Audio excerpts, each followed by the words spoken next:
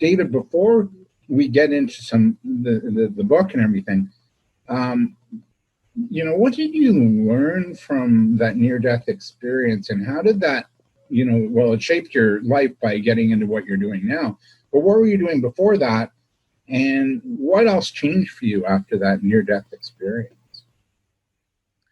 Everything changed, actually.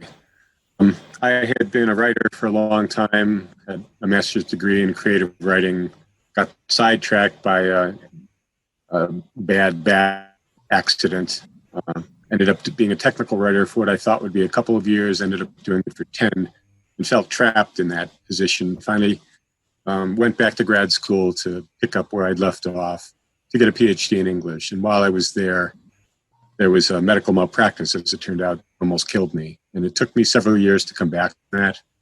And I had changed during the process, partly from the near-death experience, partly from lots of continuing medical problems. A relationship I was in that I thought was going to continue on indefinitely fell apart. I decided I wasn't really wanting to be focused on English anymore and literature. And so I wandered for a while. At some point I realized I had thought I was on this path, and really for quite a long time, this part of my hand is the incident where I nearly died. From that point on, I was on a different path. And what I learned from that is something that I'm applying now, that we all thought we were on this path until the pandemic hit, or it could be this path, whatever the path was. We thought the future was going to be somewhat like the past and would continue on. Now we don't know where we are. We're on some other path that started here where the pandemic started. And what I think I learned overall from that experience was I couldn't just go back to the old path. I find the phrase these days is a new normal. And in evaluating who I was and what I'd learned from that process, from going through trauma, in the back of my mind, I'd always thought about psychotherapy, but I thought, no, I'm a writer. I'm going to keep on that path. I decided, no, I think I'm going to embrace this path now. So I quit grad school, went back to school for a different grad school, and became a therapist. Lots of other things changed too. I mean, it was sort of like the old me was before the near-death experience, and the new me was afterwards. And it took quite a long time, maybe 10 years for the two to come together. And all that time, trying to get back to that original path. And when I finally gave up on that, that's when things started again for me. Did you have a softening of the heart? An epiphany, anything like that during that time? Oh, sure. I mean, when I came back from it, I felt like I had seen a whole different way of living, and I had experienced it, and I had good news for people, kind of. And I found that there was a lot of resistance to that. But some of the things, I've been very sort of left brain oriented. I'd been an engineering student once upon a time. And although I could do creative work, it was sort of from an analytical point of view. And that all changed. A lot of the analytical things I used to be able to do were more difficult, but then these more intuitive things would take their place. Some of them were sort of trivial. I used to be able to do fairly complex long division in my head. I couldn't do that anymore. But I could look at a bunch of queries and say, well, that's about $98. And it would be $97 or $99 or right on the button, $98. I could do this kind of intuitive quantification things instead of adding them up. I used to be able to sort of look into machines and understand how they work, or look into computer programs and understand how they work. And then I found I could look into people and found how they work. That's really what led me to doing. And even my photography changed. It was documentary, sort of street photography. And then I shifted to this use of color and looking for things, the beauty in things, I suppose, rather than maybe the grittiness of things. So there are many changes along those lines. When we go through what we're going through now, a pandemic that affects every element of our life, especially our health, we have thoughts and fears that, oh gosh, what if I get it? And what if I die? You actually had that near-death experience. Yeah. And we're all fearful of that day coming. I think I'm more fearful of how I'm going to go as opposed to moving on to the next existence. Mr. Wood, I'm sorry, you're more fearful of? I think I'm more fearful of how I'm going to go as opposed to the going. Right. So what maybe words of wisdom or peace of mind can you impart on others who maybe are fearing, the inevitable end, having gone through what you went through? That's a good question, and it's one that I've given a lot of thought to, because I look back on that time and I look back on the feelings I have now. I'm 69. I've got some underlying health conditions that are listed, the more vulnerable ones, so I know I'm at a lot of risk. And I'm feeling a similar kind of fear that I felt in that hospital when I realized I was bleeding out. At the same time, I'm thinking back to that time. What helped me through that time? What did I learn from that time? What can I apply from that time to now? A thing that helped me out the most back then and in subsequent times when I had other medical issues come up was Tibetan Buddhist. It's called a gatha. It's sort of like a poem. I don't know if I have it around here. It's basically on dealing with illness and death with courage and wisdom is the theme of it. And the fundamental idea of it is that there are essentially 4 possibilities. You could get through this fine, no problem. You could have a small problem and then get over it. You could have a very difficult problem and recover, possibly even with some continuing damage, maybe fully recovered, or you can die. Those are the only real possibilities. And through repeating this prayer, or this poem, each of which examined those 4 possible outcomes and found it to see it as a way to benefit all sentient beings. I found that I was calmer. At first, I didn't want 2 of those outcomes, and I resisted doing it. And a friend of mine who's a Tibetan Buddhist who gave it to me said, no, just keep repeating it. You don't have to believe in it right now. Just repeat it. And this happened at a time when I was being hit with a lot of different medical issues all at once, and a lot of them were hard to figure out, and one of them could have been fatal.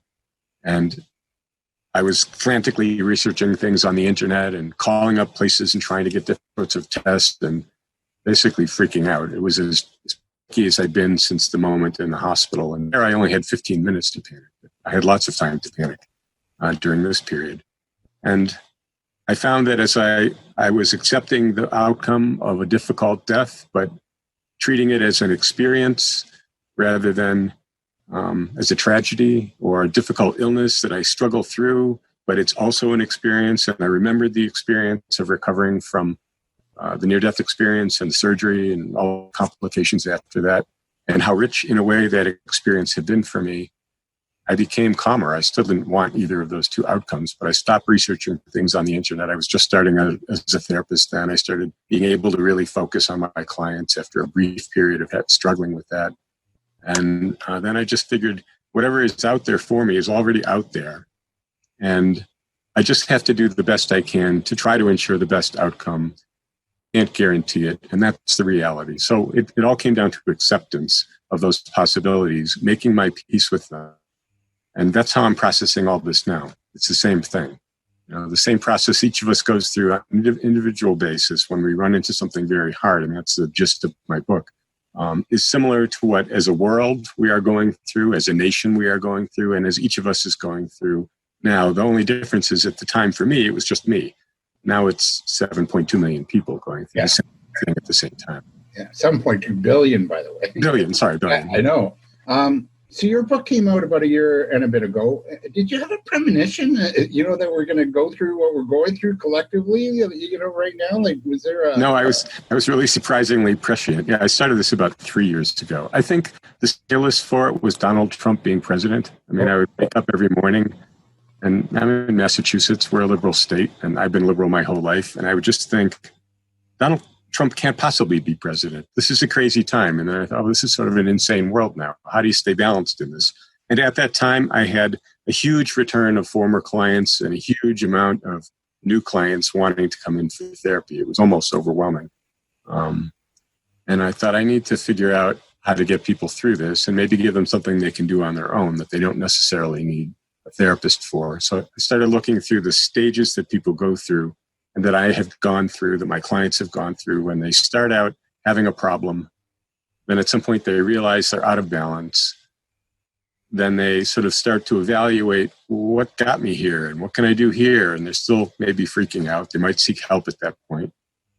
And then they go through 4 more stages. They do a plan to try to see what their resources are, what their options are.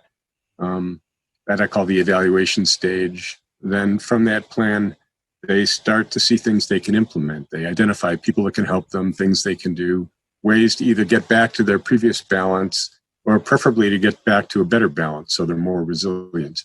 And then they go through steps of restoring, sometimes with me, but also externally. Once they're restored, they find a way to integrate the things that they've added to their lives that they lost and they brought back into their lives to make them healthier overall, emotionally, sometimes physically, financially.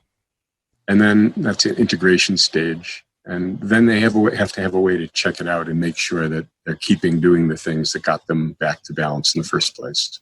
And that's what I see happening in the world right now. We're sort of in the evaluation/plan stage at this point, after being in kind of a denial stage before we could detect that we had a problem.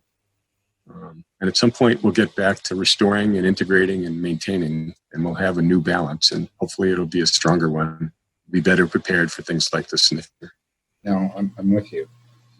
Throughout our whole history of mankind, I mean, times have always been insane. Now it's maybe we've amped it up a little bit with social media and how fast news gets around. But, if you study like the Bible or history books, or you step into a day in October in 2019, there's always been a craziness to life where, people are mean to each other. Maybe there's violence, there's acting out, that we're efficient, maybe we're not supportive. So to me, the insanity has always been a part of life. Do you see what's happening now actually forcing us to have a timeout and maybe just be calm within our own homes, in our own bodies? What do you see? I'm sorry, I missed the last part of your sentence. What do you see? Like, do you think this is forcing us to have a timeout to have a chance to be calm and to reevaluate and to reassess our own lives? I think it's having that effect on a lot of people. And actually right around this week, I'm noticing it with my clients here in Massachusetts. They've gone through some of the panic phases and some of the denial phases, and now they're saying, okay, we're home now. First, they're bummed out, and then they think, well, what can I do while I'm here? And some people are really optimizing that experience. Some of my more anxious clients become my calmest clients. Other people are reconnecting with family members and integrating within their own families. A time like this also brings out underlying difficulties that maybe people could brush under the rug, but now they can't. And either they're going to now take that as an opportunity to work through those issues, say in a marriage, for example, or they're going to find that at the end of this, they don't belong together anymore. And it's hard to tell. I was going to ask you that. I'm sorry? I was going to ask you about that. Yeah, I was going to ask you about marriages and relationships. Yeah. Well, I've seen it go both ways so far, and it's still early. It's been about a month that we've been kind of locked down. Some people really are using this opportunity to build their family, and other people tell me, we had the worst fight in our entire relationship last week. It's a little better now, but I guess what I'm thinking is that things are surfacing as a result of this isolation and as a result of not having as many of the usual distractions, and it's not as a result of not being able to sort of go to work and put your home life behind if that's a problem. Most people I'm working with are doing well with that after a period of it seeming really more difficult, I would say. And I'm interested in seeing how it goes in the future. In my own relationship, it's really helping to cement us. We don't live together at this point, and so we'd mostly just text back and forth. And now we have video calls at the end of the day that go on for an hour or two, and we're just getting closer through the whole process and getting to know things about each other that we didn't know before. I'm finding it. I mean, I wish this wasn't happening, but personally, that aspect of it has been really nice for me. And some of my clients are finding the same thing. Another thing that's happening is people who feel somewhat helpless are, it turns out, good in a crisis. And this is an ongoing crisis, not just a personal one. And their resourcefulness is rising to the front and their anxiety is dropping down. That's happening with several other people I work with. That's encouraging. Yeah. So you said stuff is coming up for people. What kind of emotions are people going through, and what's coming up for them to be healed? I think when things come up, you got to look at it and want to ideally heal it. So what do you see coming up for those in your practice right now? So the older clients I work with, what's coming up is fear of dying. Mm. There aren't too many of them. So I don't have outside of the people in my immediate circle, I don't have a big sort of lens on that. My friends are roughly my age. They don't seem to be panicking particularly, but it's up now for people. I mean, it's up for people our age anyway, but now it's really because people they know are getting sick. My brother has COVID-19, and so does my sister-in-law, for example. And so I'm thinking about that all the time. Younger people aren't worrying about that so much. They might be worrying about their parents, but a lot of them are worrying about financial issues. You know, they can float for a while, but some of them are on unemployment and they've lost their jobs.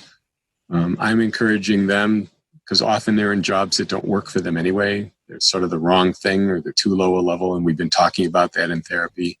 I'm encouraging them to look for whatever opportunities there might be in this crisis.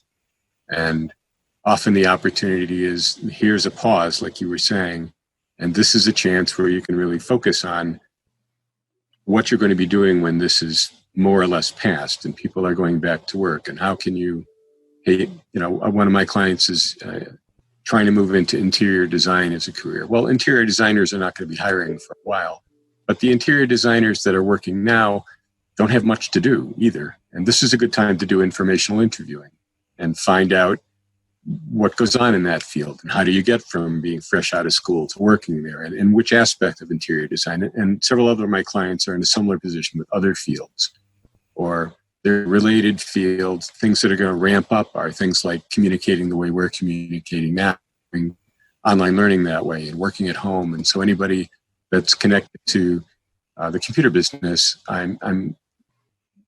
and is not happy with what they've been doing, which is several of the people I work with, or is unemployed, I'm thinking, focus on that if that interests you, because that's going to grow. And if you're at the beginning of a wave, you get to ride it when it crests. So some people get pretty excited about that. At first, when I mentioned that to people, I was ahead of their curve. They weren't ready for that. But now they are. Now their customers are thinking, oh yeah, I could explore this field and this field and this field. And this is a good time for me to do that because I don't have much else to do right now. That's very encouraging for me. Yeah. I'll have to shape this new normal that we arrive at in however many months that is. Yeah. I just spoke to a client before our call today, and they do work with youth entrepreneurs. And the youth are feeling like all over the place. And they say, that's normal right now because they don't know what success looks like. You know, they don't have anything to measure success. Yeah. They're not really in a sales mode. Getting a new client is going to be maybe a bit more challenging in their business. And so what I shared with them was success is just even if you put 2 to 3 hours of work at it a day, because a lot of people are feeling very unfocused, and maybe there's a bit of sadness coming up, a little bit of grief. Are you sensing that too? Is, it's okay. Like just do what you can right now. And even a little bit of work towards your livelihood or your purpose or your soul's mission is better than no work. What's your take on that? Yeah, I'm seeing that. And I am seeing people sort of beating themselves up sometimes for not doing more because now they do have this time, or for feeling depressed even or sad. And I encourage them to cut themselves some slack. Like, this is a big deal. This is a big deal everybody's going through. But in the background, think of what you can do next. And even if you're doing just a little bit, and that little bit gives you a feeling of some kind of control over your life again, you can transfer that to something else that's a little bigger. And I saw an interesting demonstration of that. I was supposed to be in a conference in Montreal last weekend, and it happened on Zoom. And the organizers pulled it all together in 3 weeks, which is kind of amazing. Mm-hmm. And they found a video clip where a guy took a little tiny domino about as big as my thumbnail or maybe a little bit bigger. and put it next to one that was somewhat bigger, maybe 1.5 times as large. And he stacked up 13 of these. So the final one was about 100 pounds and maybe 5 feet tall. And then with the tweezers, he set the first one next to the one next to it and took the tip of the tweezers, because it was quite small, and knocked it over. It knocked over the next one, which knocked over the next one, which knocked over the next one. And it knocked over the 13th one, the 100-pound one, this one little push. And he said if he'd done another 10, the one before it would have been big enough or powerful enough to knock down the Empire State Building. Mm. And it was a good example of how getting started on something and blowing on a little spark. I used to be able to make flint and steel fires when I was a kid. You probably did too. Can ignite this one thing, which then can ignite this other thing, which then can ignite this bonfire eventually. And it all starts with one little tiny spark. And people seem to relate to that and feel encouraged by that and feel like the little spark thing that they did is not insignificant. So well, that's kind of my next kind of line of questioning. So, it is a Holy Week, right? We've got Passover, Easter, Good Friday. Yeah. Maybe another holiday I'm missing. And here we are, we're collectively going through the desert. And we have a choice right now. We can long for the past of the way it used to be, slavery in the case of Passover, or we can build a rebirth in the case of also, too, Passover and Easter, right? And you feel in our heart of hearts, do you feel that humanity can now rise to the challenge and build a world that works for all? And from how we do business to healthcare, community, social, and justice programs and systems and the economy. So maybe is this notion of all hands on deck working towards implementing positive change and be involved in the reconstructing of the world is one way to achieve calm and balance in the insanity that we're leaving behind? I think there's a lot of that happening now, and you can see that happened, say, in World War II. It's happened at lots of times in our history. I want to believe that exactly what you're saying is what will be the outcome from this. Here too. When I look at other times, though, that human beings have gone through incredible crises and have pulled together and have been united and against a common problem, or the Depression is another one. It seems like it lasts for a generation, and then other things start to come up, and we end up somewhat back to where we were maybe a generation before. So that's really what I think will happen. I don't know. Maybe this time will be the one because it's the whole world all at once. I mean, even World War II didn't affect everybody, but this is affecting everybody. Maybe it will have that sort of transformative property. I hope so. I do too. Here's an example of the insanity. In case anybody watching wants a reminder. And you're from Massachusetts, so you'll know this story. NFL superstar quarterback, with the New England Patriots, Tom Brady, at the onset of the corona outbreak, decides to leave the Patriots to become a free agent and sign a huge deal with, I think, the Tampa Bay Buccaneers. To me, David, this is when that news broke, I thought, really, this guy's doing this now? Like this is all important. So, we have people losing jobs, the social fabric of society is coming undone, and this guy's concerned about probably signing the richest contract in his career. Yep. When we begin to maybe work for each other and drop the differences and work, together, this is also, to me, one way to have calm. When we work for ourselves or our ego, that's when calm falls by the wayside and the insanity prevails. What's your take on that? One way to sort of have that balance is to work together and collaborate and team up and build community. What's your take on that towards having peace and serenity and calm? I think it's an extension of the question you asked a moment ago, and I think the answer is also an extension of that. I do see that the initial response is kind of like every man for himself. So people are stop hoarding toilet paper and cleaning out the shelves of this and that. Mm-hmm. They want to make sure they have enough. The guy at this conference I mentioned, he called it the hair on fire moment. Then most people seem to calm down and realize we are all in this together and find ways to help each other. I know a lot of people who are decent with sewing, and they're all making masks because there aren't enough masks. Other people are, somebody can't get out or they don't have some supply, and they'll drive maybe 50 miles to drop off a bag of groceries that they can't get locally. The mayor of this town, the town of Beverly, puts out just about every day a really reassuring band together as a community message. It's really touching. Cuomo sort of does that too for the whole state of New York. The other side is also happening where the every man for himself attitude comes up just as much. It's hard to say. We always have that struggle between those two different forces.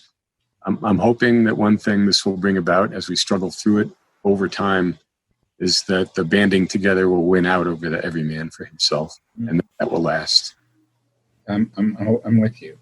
Let's look at the 6 steps towards recovering from this and the trauma that we're all experiencing right now and achieving balance. What are those 6 steps that you outline in the book? So the first one is noticing that you have a problem. Usually people are in the problem for a long time before they realize, oh, this really is something. Like people who have a problem with drinking can have a problem with drinking for years before they realize this is actually negatively affecting every aspect of my life. In addiction circles, they call that the pre-contemplative phase, where you're not even thinking about